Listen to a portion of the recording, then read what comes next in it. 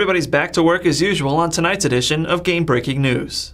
I'm Luke Brown. Today, Jonathan Cooper puts Jake Gyllenhaal's restraining order to the test. But first, headlines. A Taiwanese man impersonating a monk has been arrested for sexually assaulting a young boy. The Felonious monk reportedly lured the young child into his home with a Nintendo Wii. Thanks to the people over at Apple Daily, we can now show you a horrifying recreation of those startling events. 为4名分别就读国中小学的男学生逼迫口交及肛交得逞。 Wait. I've seen those moves before.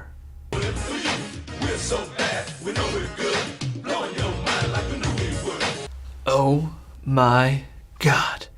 That fake monk was secretly a member of the 1985 Chicago Bears. Somebody call someone about this. The world needs to know. After being revealed to most of the gaming world weeks ago, Nintendo finally officially announced the next 2 games in the long-running Pokemon series. Entitled Pokemon Black and Pokemon White, the games are sure to delight 10-year-olds and fanboys all over the world when they're released in the spring of 2011.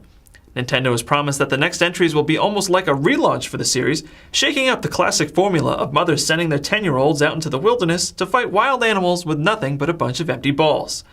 Some rumored additions are bigger Pokeballs, a Nurse Joy sex minigame, and the new Pokemon Turatatat, who instead of repeating his own name, just shouts expletives at everyone within hearing range. I like this game already. And now, with a special silver screen edition of Coop's Corner, here's Jonathan Cooper. Coop's Corner, Coop's Corner. Director woes for the Kane and Lynch movie? That's the word, as Simon Crane has officially moved off the project, leaving it without a director.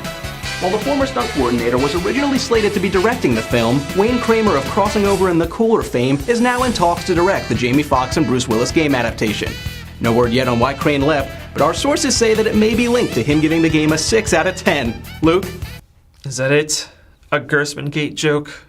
Isn't there more news you can... Debuting last week to lukewarm reviews, Prince of Persia: The Sands of Time landed 3rd in the box office over the Memorial Day weekend.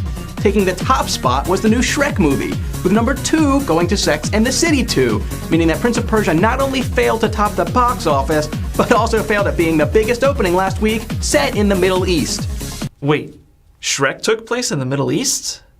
No, Sex and the City 2 does. See, 2 years have passed since Carrie Bradshaw finally bagged John, Mr. Big Preston, the man she was always meant to be with. Just as her friend Charlotte has to deal with her young daughter's terrible twos, Carrie must deal with her relationship taking a turn for the worse. Big likes to watch old black and white movies on TV and eat takeout food, which prevents Carrie from feeling like the freewheeling party girl she used to. Meanwhile, Miranda copes with a new boss that can't handle an intelligent, powerful woman, and Samantha works a public relations angle that gets the fashionable foursome an all-expense-paid trip to Abu Dhabi. You know Prince of Persia actually took the number 2 spot if you're counting Memorial Day. Go screw yourself. Did you hear something? I think this place is haunted.